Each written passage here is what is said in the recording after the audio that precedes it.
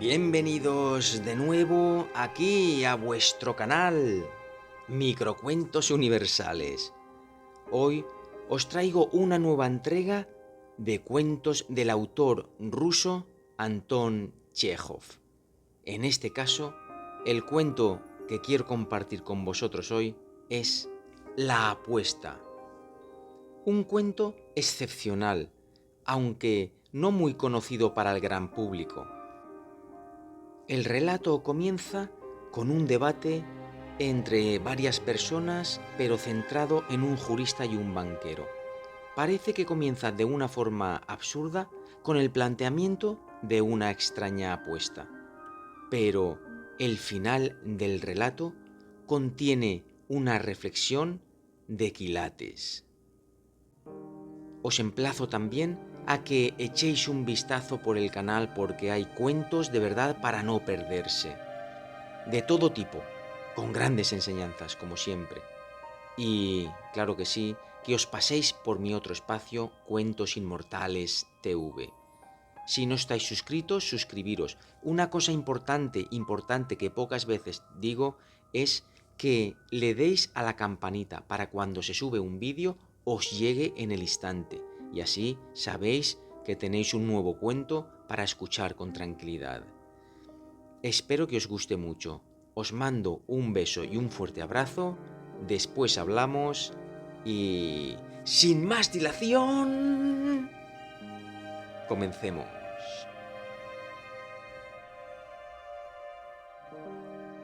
Una apuesta.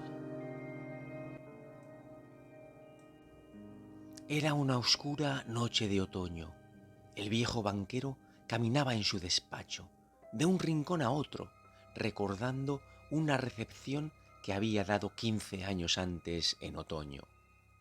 Asistieron a esta velada muchas personas inteligentes y se oyeron conversaciones interesantes. Entre otros temas se habló de la pena de muerte. La mayoría de los visitantes, entre los cuales hubo no pocos hombres de ciencia y periodistas, tenían al respecto una opinión negativa. Encontraban ese momento de castigo como anticuado, inservible para los estados cristianos e inmoral. Algunos opinaban que la pena de muerte debería reemplazarse en todas partes por la reclusión perpetua. No estoy de acuerdo, dijo el dueño de la casa. No he probado la ejecución ni la reclusión perpetua, pero si se puede juzgar a priori, la pena de muerte, a mi juicio, es más moral y humana que la reclusión. La ejecución mata de golpe, mientras que la reclusión vitalicia lo hace lentamente. ¿Cuál de los verdugos es más humano? ¿El que lo mata a usted en pocos minutos o el que le quita la vida durante muchos años? Uno y otro son igualmente inmorales, objetó alguien, porque persiguen el mismo propósito, quitar la vida. El Estado no es Dios, no tiene derecho a quitar algo que no podría devolver si quisiera hacerlo. Entre los invitados se encontraba un joven jurista, de unos 25 años. Al preguntarle su opinión, contestó: tanto la pena de muerte como la reclusión perpetua son igualmente inmorales. Pero si me ofrecieran elegir entre la ejecución y la prisión, yo, naturalmente, optaría por la segunda. Vivir de alguna manera es mejor que de ninguna. Se suscitó una animada discusión. Hagamos un pequeño alto en el camino para reflexionar acerca de lo que nos hablan en el debate estas personas. Ellos debaten entre la reclusión, es decir, la cadena perpetua, o la ejecución. Ambas opciones me parecen denigrantes. Que el ser humano haya tenido que llegar en pleno siglo XX a que pasen estas cosas, me parece que no hemos evolucionado absolutamente nada. Pensándolo de otra manera, si alguna persona comete un acto totalmente injusto y cruel contra un ser querido tuyo, algo realmente deleznable, ¿vosotros qué haríais si estuviera en vuestra mano?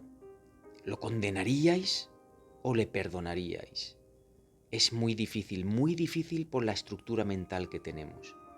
Pero ciñámonos al relato. ¿Cadena perpetua o ejecución? Ambas son inmorales. ¿Y cuál elegiríais para vosotros mismos? ¿Pensáis o creéis que sería mejor que os quitaran la vida de inmediato o que os dejaran castigados en una cárcel de por vida? Es una lección que ojalá nunca y nadie de aquí tenga que seleccionar, tenga que elegir. Bueno, y vamos a escuchar ahora mismo la segunda parte, que nos habla de la apuesta. ¿Qué apostarán? ¿En qué consistirá esa apuesta que a la postre es el título de este relato? Escuchemos.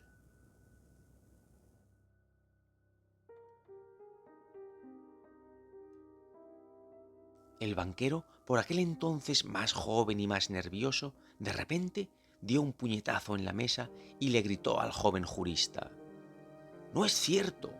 Apuesto 2 millones a que usted no aguantaría en la prisión ni 5 años». «Si usted habla en serio», respondió el jurista, «apuesto a que aguantaría no 5, sino 15 años».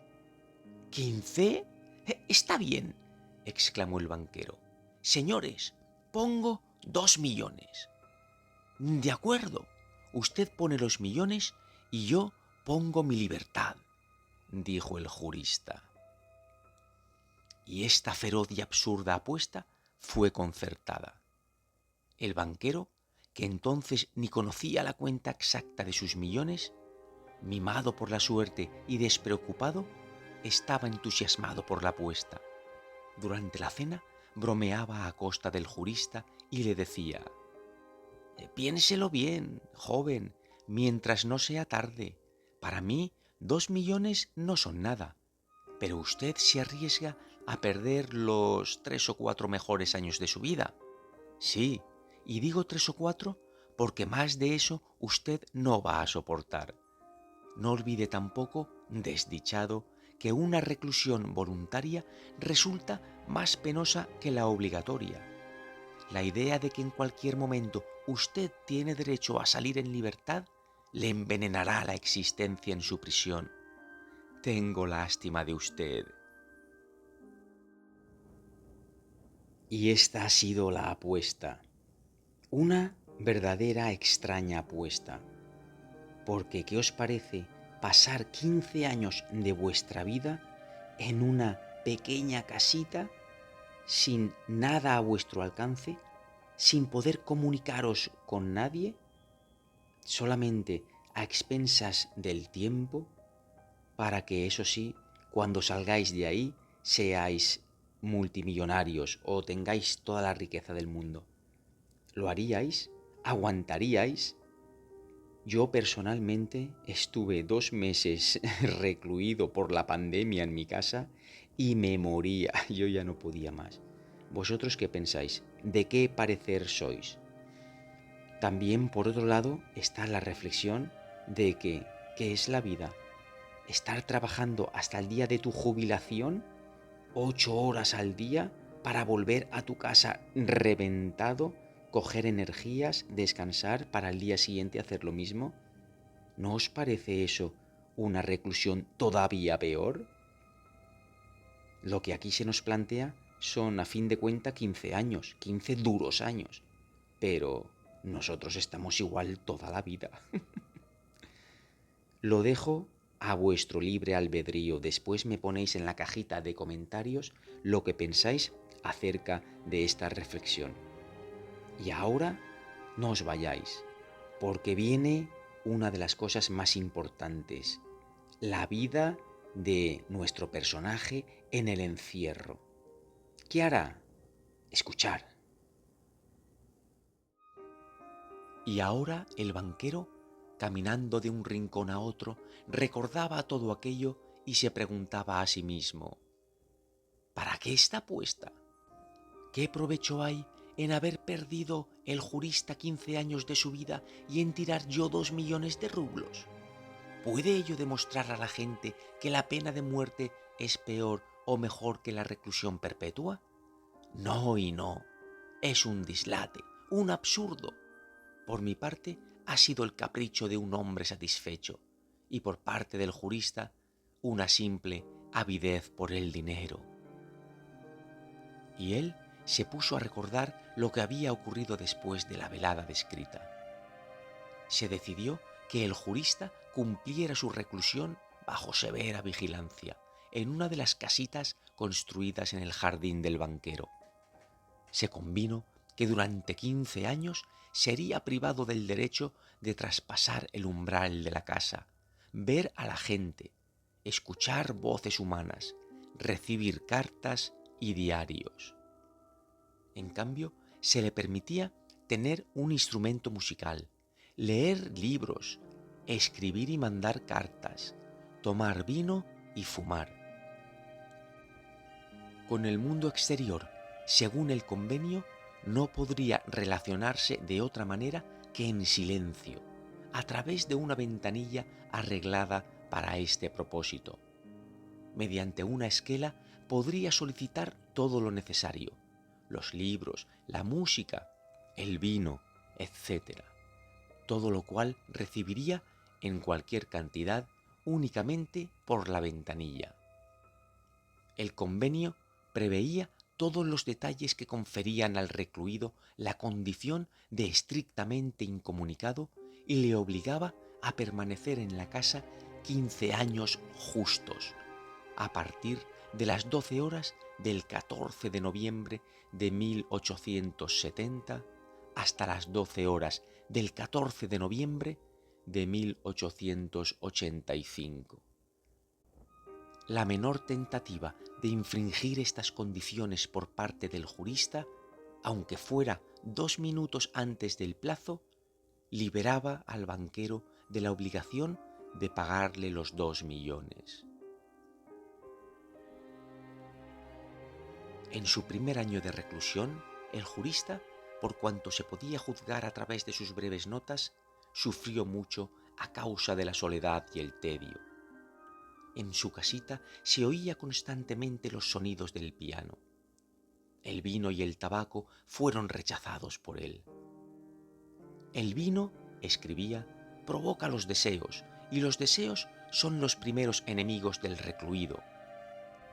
Además, no hay cosa más aburrida que beber un buen vino y no ver nada. En cuanto al tabaco, vicia el aire de la habitación.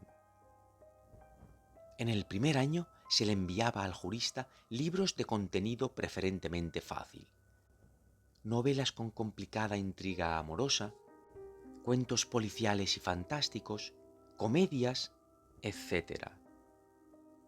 En el segundo año ya dejó de oírse la música en la casita y el jurista solo pedía en sus notas libros de autores clásicos. En el quinto año se volvió a oír la música y el prisionero solicitó vino. Los que lo observaban por la ventanilla relataban que durante todo ese año no hacía sino comer, beber, quedarse en cama bostezando y conversar malhumorado consigo mismo. No leyó más libros. A veces de noche se ponía a escribir durante largo rato y a la madrugada hacía pedazos todo lo escrito.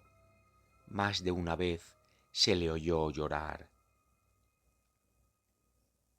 En la segunda mitad del sexto año, el recluido se abocó con ahínco al estudio de los idiomas, la filosofía y la historia. Acometió estas ciencias con tanta avidez que el banquero apenas alcanzaba a pedir libros para él. En el lapso de 4 años fueron solicitados por correo, a su pedido, cerca de 600 volúmenes. En este periodo, el banquero recibió de su prisionero una carta que decía así: «Mi querido carcelero, le escribo estas líneas en 6 idiomas. Muéstrelas a personas entendidas, que las lean. Si no encuentran ni un solo error, les ruego hagan disparar una escopeta en el jardín. Este disparo me dirá que mis esfuerzos no se perdieron en vano. Los genios de todos los tiempos y países hablan en distintas lenguas, pero arde en ellos la misma llama. Oh, si usted supiera qué dicha sublime experimento ahora en mi alma porque puedo comprenderlos. El deseo del recluido fue cumplido. El banquero mandó disparar la escopeta en el jardín 2 veces. A partir del 10º año, el jurista permanecía sentado a la mesa, inmóvil, y solo leía el Evangelio. Al banquero le pareció extraño que el hombre que en 4 años había vencido 600 tomos difíciles hubiera gastado cerca de 1 año en la lectura de un libro no muy grueso y de fácil comprensión. Al Evangelio lo sustituyeron luego la historia de las religiones y la teología. En los 2 últimos años de reclusión, el prisionero leyó una extraordinaria cantidad de libros, sin ninguna selección. Ora se dedicaba a las ciencias naturales, ora pedía obras de Byron o Shakespeare. En sus notas solicitaba a veces, al mismo tiempo, un libro de química, un manual de medicina, una novela y un tratado de filosofía o teología. Sus lecturas daban la impresión de que el hombre nadase en un mar entre los fragmentos de un buque, y tratando de salvar la vida, se aferraba desesperadamente ya a uno, ya a otro de ellos. Y así pasaron los 15 años de nuestro protagonista en pleno encierro. Al final se tuvo que decidir por los conocimientos, por la sabiduría, porque verdaderamente en los libros está todo. Cualquier cosa que te puedas imaginar ya está escrita en un libro. Pero claro, se hizo muy sabio, adquirió muchos conocimientos, pero la experiencia vital no sé si le hizo evolucionar como debería. Ahora realmente, en esta 4ª parte, viene algo interesante, que es el intento de asesinato del banquero hacia el jurista, sus tribulaciones, lo que piensa de él. ¿Qué va a pasar? Escuchar.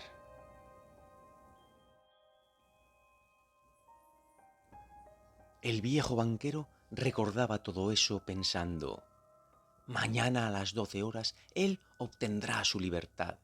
Según las condiciones tendré que pagarle los 2 millones. Y si le pago, está todo perdido. Estoy arruinado definitivamente. 15 años antes no sabía cuántos millones tenía, mientras que ahora le daba miedo preguntarse: ¿qué era lo que más tenía? ¿Dinero o deudas?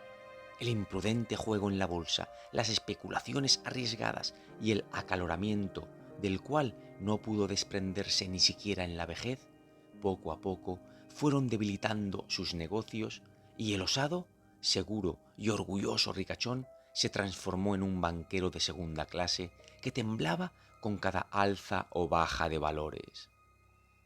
¡Maldita apuesta!, farfullaba el viejo, agarrándose la cabeza. ¿Por qué no habrá muerto este hombre? Solo tiene 40 años. Me quitará lo último que tengo. Se casará, disfrutará de la vida, jugará en la bolsa, y yo, como un mendigo, lo miraré con envidia y todos los días le oiré decir siempre lo mismo: le debo a usted la felicidad de mi vida. Permítame que le ayude. No, esto es demasiado. La única salvación de la bancarrota y del oprobio está en la muerte de este hombre. Dieron las 3. El banquero aguzó el oído. Todos dormían en la casa y solo se oía el rumor de los helados árboles detrás de las ventanas. Tratando de no hacer ningún ruido, sacó de la caja fuerte la llave de la puerta que no se abría durante 15 años. Se puso el abrigo y salió de la casa. El jardín estaba oscuro y frío. Llovía. Un viento húmedo y penetrante paseaba aullando por todo el jardín y no dejaba en paz a los árboles. El banquero esforzó la vista, pero no veía ni la tierra, ni las blancas estatuas, ni la casita, ni los árboles.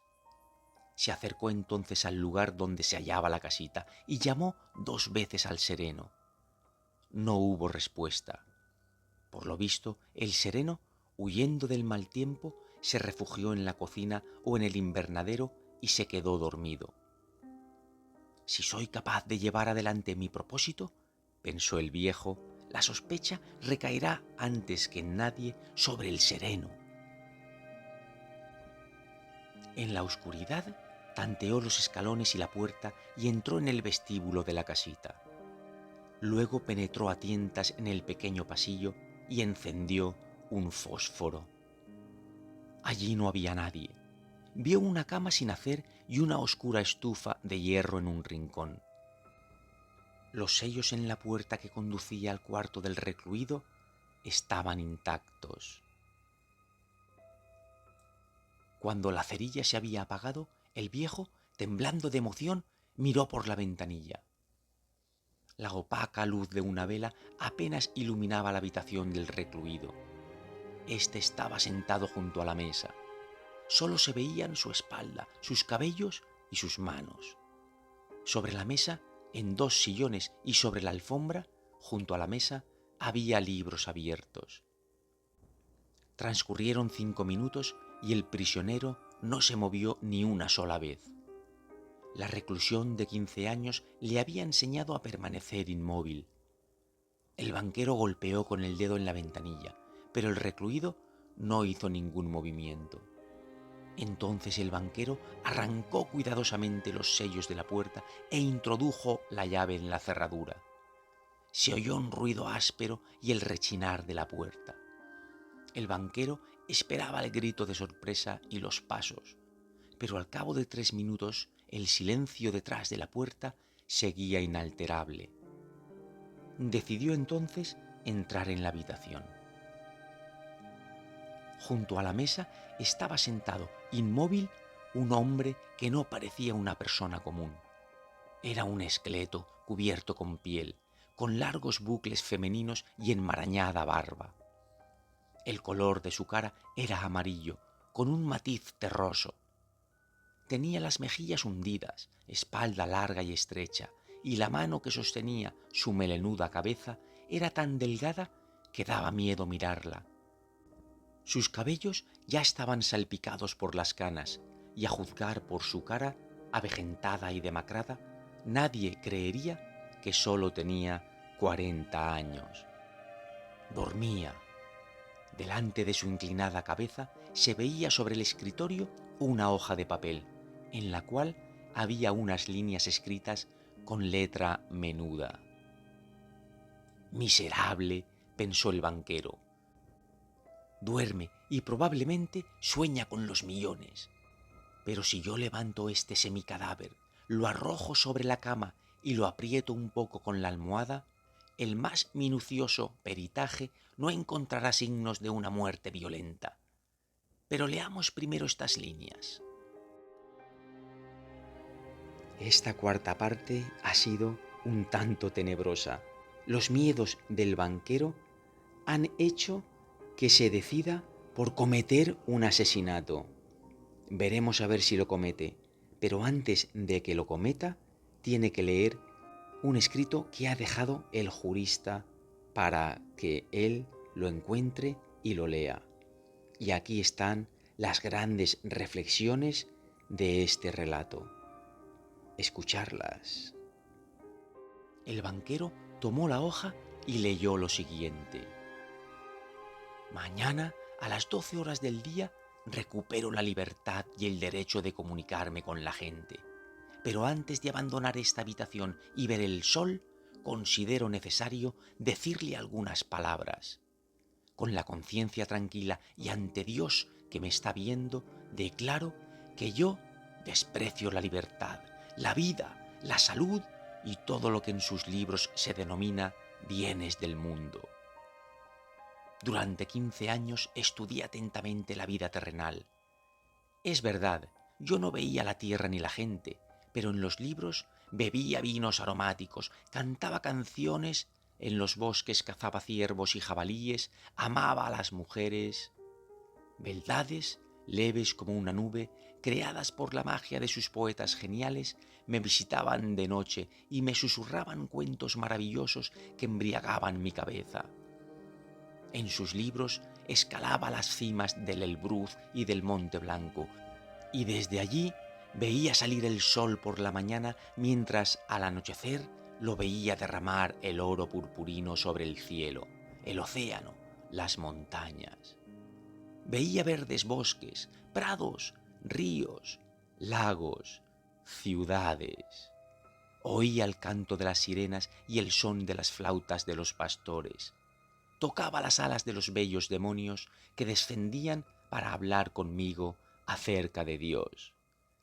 En sus libros me arrojaba en insondables abismos, hacía milagros, incendiaba ciudades, profesaba nuevas religiones, conquistaba imperios enteros.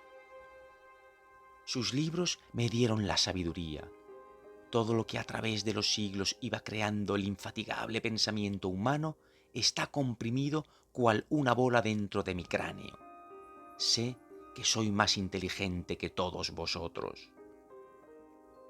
Y yo desprecio sus libros, desprecio todos los bienes del mundo y la sabiduría. Todo es miserable, perecedero, fantasmal y engañoso como la fatal Morgana. ¿Qué importa que sean orgullosos, sabios y bellos, si la muerte los borrará de la faz de la tierra junto con las ratas, mientras que sus descendientes, la historia, la inmortalidad de sus genios, se congelarán o se quemarán junto con el globo terráqueo? Ustedes han enloquecido y marchan por un camino falso. Toman la mentira por la verdad y la fealdad por la belleza. Se quedarían sorprendidos si en virtud de algunas circunstancias sobre los manzanos y los naranjos, en lugar de los frutos, crecieran de golpe las ranas y los lagartos, o si las rocas comenzaran a exhalar un olor a caballo transpirado. Así me asombro por ustedes que han cambiado el cielo por la tierra. No quiero comprenderlos. Para mostrarles de hecho mi desprecio hacia todo lo que representa la vida de ustedes, rechazo los 2 millones, con los cuales había soñado en otro tiempo, como si fueran un paraíso, y a los que desprecio ahora. Para privarme del derecho de cobrarlos, saldré de aquí 5 horas antes del plazo establecido y de esta manera violaré el convenio. Después de leer la hoja, el banquero la puso sobre la mesa, besó al extraño hombre en la cabeza y salió de la casita llorando. En ningún momento de su vida, ni aun después de las fuertes pérdidas en la bolsa, había sentido tanto desprecio por sí mismo como ahora. Al volver a su casa, se acostó enseguida, pero la emoción y las lágrimas no lo dejaron dormir durante un buen rato. A la mañana siguiente llegaron corriendo los alarmados serenos y le comunicaron haber visto que el hombre de la casita bajó por la ventana al jardín, se encaminó hacia el portón y luego desapareció.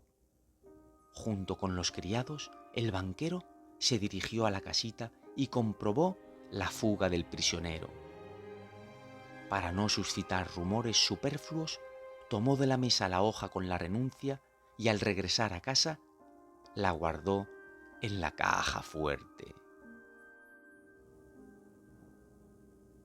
Y aquí termina la quinta y última parte de este maravilloso relato, Una apuesta, donde habéis podido escuchar cómo el jurista se desvincula sorprendentemente cuando apenas quedan unas horas para terminar de cumplir ese contrato, se desvincula, como decía, del mismo.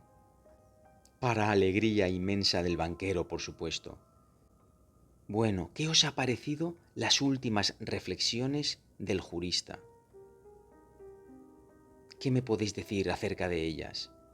Me parece un cambio radical en su pensamiento. Lo dejo para vosotros, para vuestra reflexión final. De verdad, gracias por haber llegado hasta el final.